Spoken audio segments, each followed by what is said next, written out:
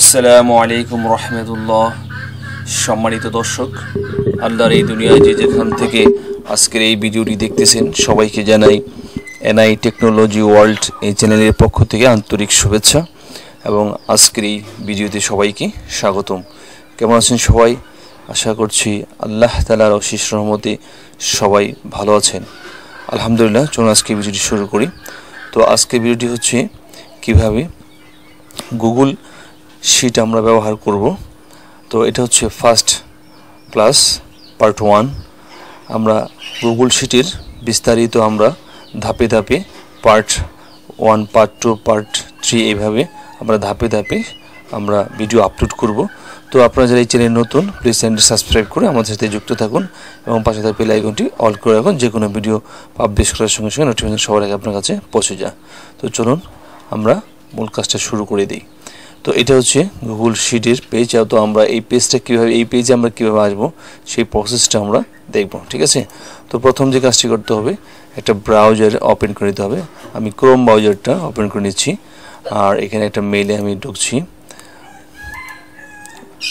তো Chrome ব্রাউজারটা open করার পর এরকম একটা পেজ চলে আসবে। তো এইখানে দেখুন আমরা এই যে এখানে একটা 9 ডট একটা কি আছে, গুগল অ্যাপস গ্যালারি আছে, যে গুগল অ্যাপস। তো এইখানে ক্লিক করবেন।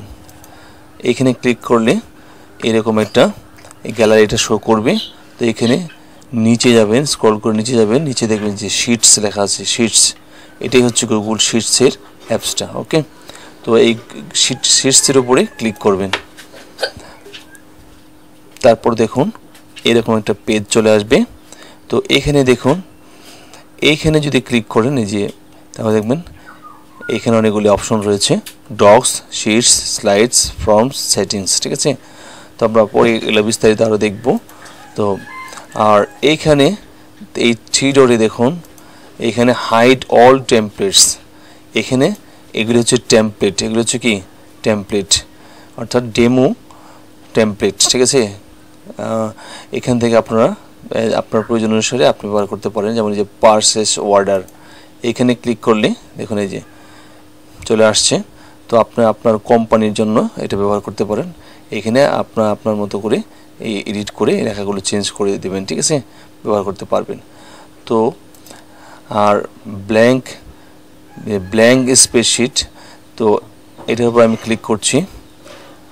এটা একদম নতুনভাবে আসছে। এই যে এখানে আমি ক্রস করে দিচ্ছি, এই যে স্প্রেডশিটটা আমার ওপেন হয়েছে।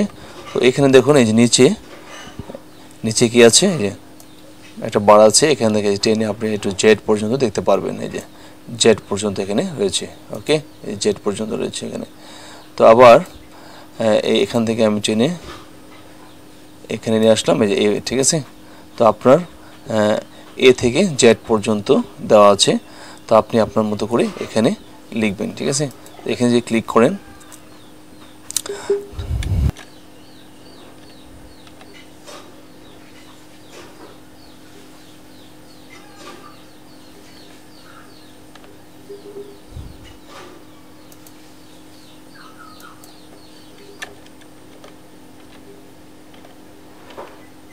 লাস্ট নেম, অর্থাৎ এইভাবে আপনি আপনার মতো করে লিখতে পারবেন, ঠিক আছে? আপনার প্রয়োজন অনুসারে।